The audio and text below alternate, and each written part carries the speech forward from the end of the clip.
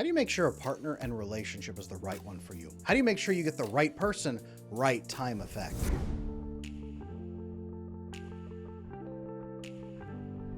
A lot of people ask me this question. So many, in fact, that I've produced a new book, and I'll be talking about that later in this video.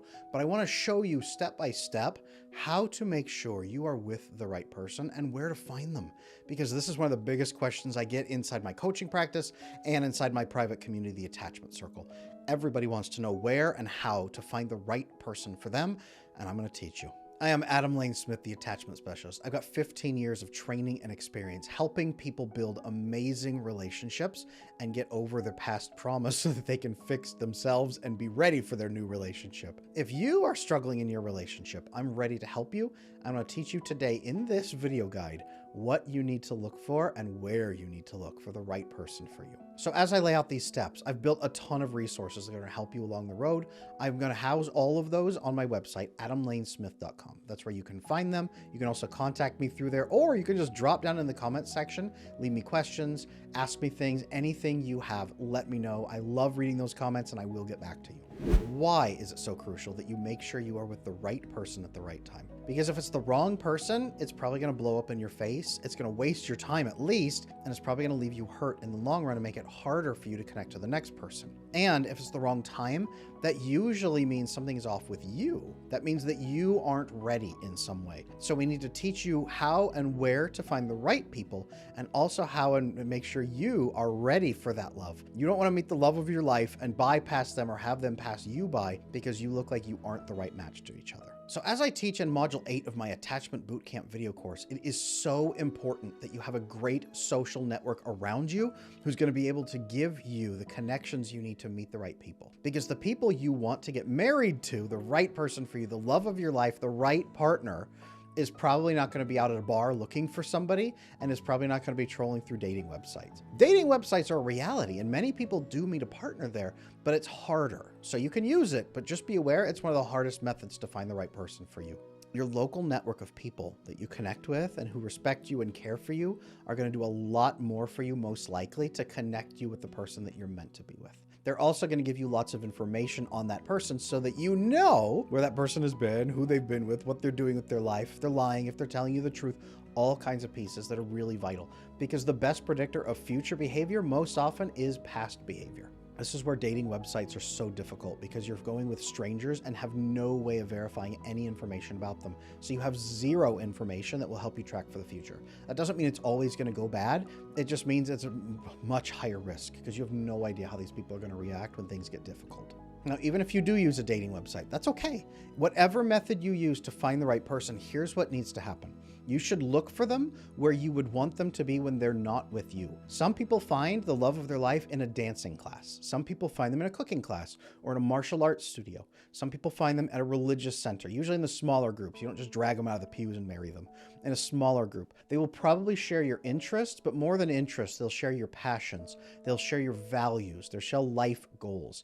You will probably meet them on the road toward your life goal because they'll be on that road too.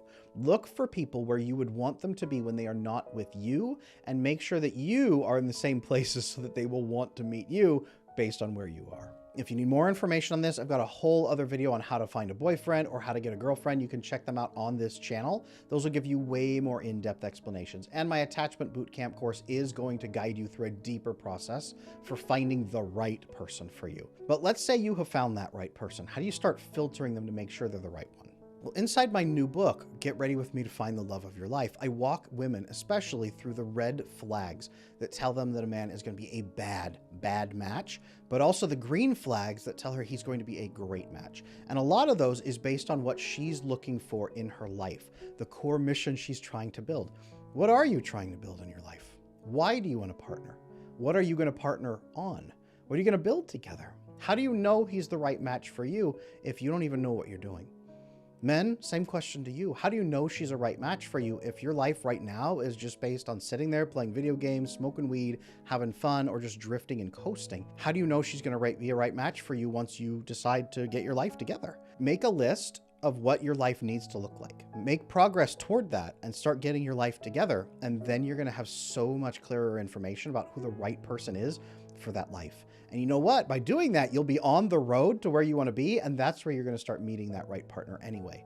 And once they see you doing that, they'll see that you're the right partner for them because you're actually living out the things that they'd want to be doing with you. Now, also inside Get Ready With Me to Find the Love of Your Life, I talk people through not only improving their self-image and optimizing themselves to attract the right person instead of every person, but also how to make sure that you have the first 3 dates lined up for full commitment. The first 3 dates are crucial because once you meet the right person, you need to filter for compatibility. On date number 1, you need to establish that the two of you actually want to have a relationship that is long-term commitment, if that's what you're looking for. If you're just here for fun, you should probably establish that too. But if you're watching this video, you're probably not just out for fun. That's easy to find. The commitment is what's harder. Inside that book, I walk you through the key conversations you need to have, why you need to have them. Make sure you check that book if you need that deeper guidance. But what you need to remember is on the first date, make sure you are both looking for long-term commitment. That's the whole goal of that first date, is to make sure you're even compatible in that way. Now, also in that book, I lay out the second date. You need to make sure that you are both compatible based on your values and your life goals. Yes, back to the life goals. Your life goals need to be fully compatible and your values need to be consistent. You do this through a series of telling stories. You don't just say, these are my life goals, these are my values, what are yours? That's horrible. And people that I teach this to, the first step, they go, oh, that's awful. I would never interrogate someone. No, it's not meant to be boring and exhausting. You are going to be telling stories about yourself. Tell me about yourself. Well, and then people start listing bullet points. Don't do that. Let me tell you a story about my life. I had this friend that was so important to me, and they are recently going to get married, but I didn't really like the person they were going to get married to, or I thought I didn't. So I paid attention. I watched, I looked, and I listened, and then I brought up my concerns to my friend. And it was great because I did that in a way that they responded to well, but they also told me, hey, here's why those are not a concern, because you didn't see this, this, and this factor. Here are the different pieces. That really helped me understand, and our friendship is stronger than it's ever been. I was really glad I was honest with them because it put my mind at ease, but they trust me more now because I was able to give them that truth, even in a difficult situation. Now, what you've heard about this story was, hey, cool, Adam has a friend who's going to get married and everything worked out. Great. You also heard that I'm honest, especially when it matters, that I'm discreet, that I will talk carefully with people, that I will bring up concerns to people, and also that I tend to surround myself with people who are reasonable, who will take on those difficult situations and keep their cool instead of blowing up at me. And my people around me also value honesty and make sure that they're tracking the important things in their life. The story I just told you tells you more about me than it does about the situation that occurred. As you are dating on the second date, this is how you present your goals, your needs, your values, all of those things to the other person, and you teach them about you. So many men especially get the second date wrong because they're telling stories about how much money I have and look at my muscles and I'm so cool and I'm really great in bed, and or they fall into, well, my ex did this and my ex did that, and don't do that. Women, very often the same problem, or they're just listening to him brag the entire time, and this is where a lot of relationships fall apart in the second date. Tell interesting stories that illuminate who you are and ask them for that same in return. Tell me a story about you. What's your life like? Tell me a story about your family. Tell me a story about your friends. Tell me a story about your work life or your profession, your career. Tell me what you're looking for in the future. Tell me a story about the future. Tell me what you want your future to look like. Ask and give stories on the second date. Again, I show deeper versions of that inside that book. Make sure you check it out. Third date, hard conversations. Red flags. I'm going to be real with you. In relationships, I tend to be a little bit more standoffish. When I get stressed out, I may pull back. It's not a great response, and it makes me get in my own head. And what you're going to see is me being kind of quiet, pushing back, spending more time alone. I'm going to be thinking a lot more. I'm not going to be on my phone. I'm just going to be looking out a window, or I'm going to be really thoughtful and pensive, and you're going to ask me questions. I'm going to answer in like one-word sentences. If I'm doing that, I'm way in my head, and I'm not realizing I'm doing it. So what I could use your help with is mentioning to me, hey, you're in your head. You told me to pull you out. What's going on? Let's sit and talk it through. And then it's on me to sit and talk it through with you. And I will. I give you my word. I will talk it through with you and resolve that problem. Sometimes I won't know it. I'll need your help. Is that okay? Can you accept that part of me? That right there is how you lay out. Number one, yes, you have a problem and you pull away from people. Number two, you're aware of it and working on it. Number three, you are going to be in good faith with them when that happens. Number four, it is all on you. It's not on them to enable and correct you and pamper you. It is on you to fix it. Number five, you are self-aware and are giving them the warning signs they need to look for. So now they can relax and trust you in that relationship. People say, Adam, I don't want to bring up the bad parts of myself on the third date. That would ruin it. If someone just said everything I just said to you, would you say, oh, I'm out of here? Or would you say, whoa, thanks, I'm glad you know that. Sounds like you've done some work fixing this. It's good to know in advance what I should look for. That's how you pitch it on the third date. And this is why by the end of the third date, you're ready to move into commitment and say, not get married today, but hey, you know what? I really like you. We've had 3 great dates. I'm feeling like this is going really well. If you're feeling that way too, how'd you like to be exclusive? Can we be boyfriend and girlfriend at this point and move toward a committed relationship? It can be that simple.